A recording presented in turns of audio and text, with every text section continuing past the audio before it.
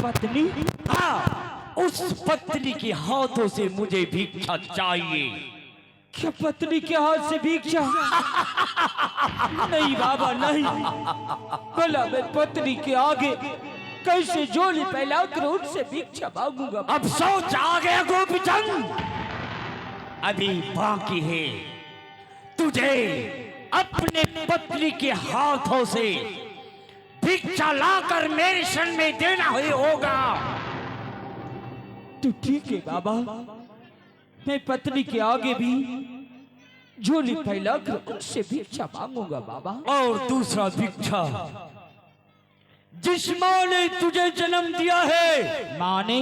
हाँ, उस माँ के हाथों से मुझे भिक्षा चाहिए। नहीं बाबा, नहीं बाबा, नहीं नहीं नहीं, ये आप क्या कर रहे बाबा? हाँ गोपीचंद, हाँ, मुझे तुम्हारी माँ के हाथ से भिक्षा चाहिए। भला माँ के आगे मैं कैसे झोली फैलाकर उनसे भिक्षा मांगूंगा बाबा? तो बस कर गोपीचंद, बस कर। मैंने तुझे पहले कहा था, ये रास्ता बहुत कठिन है, तू चल नहीं पाएगा। अभी वक्त मैं तुझे देता हूँ, तू इसी वक्त से अपने घर को लौट जा। लेकिन सोच ले गोपीचंद, क्या बाबा? तू अपने घर को भी लौट कर नहीं जा सकता है, तेरा मौत इस जंगल में हो जाएगा। नहीं बाबा, नहीं, मैं माँ के आगे भी झोली फैलाकर उनसे भिक्षा मांगूंगा बाबा। और तीसरा भिक्षा, जो कि तुम्हारे कोक का सहोदर बहन है, बहन? हाँ, उस बहन के हाथों से भिक्षा चाहिए। ठीक है बाबा, मैं बहन के हाथ से भी भिक्षा लूंगा बाबा। और चौथा भिक्षा, जो कि तू दिल से चाहता है, वो है तुम्हारा मित्र गोपीचंद। मित्र? हाँ, यानी कि दोस्त के हाथ से मुझे भिक्षा चाहिए।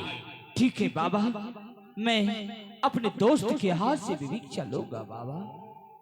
परंतु बाबा, परंतु क्या? बोल।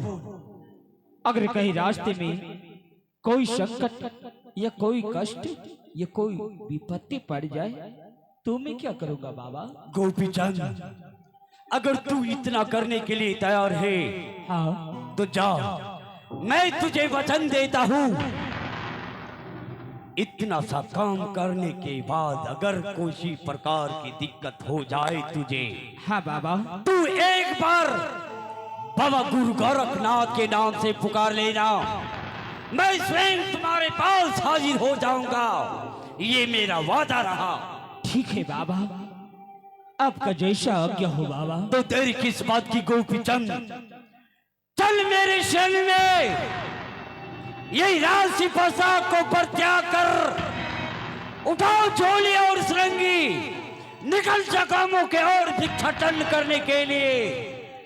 ठीक है बाबा, आप आगे आगे चलिए, मैं आपके पीछे पीछे आ रहा हूँ। अलौक निरंजन, जय बाबा मथुरानाथ, आओ मेरे शरण में, अलौक निरंजन। चलिए बाबा, सच कहते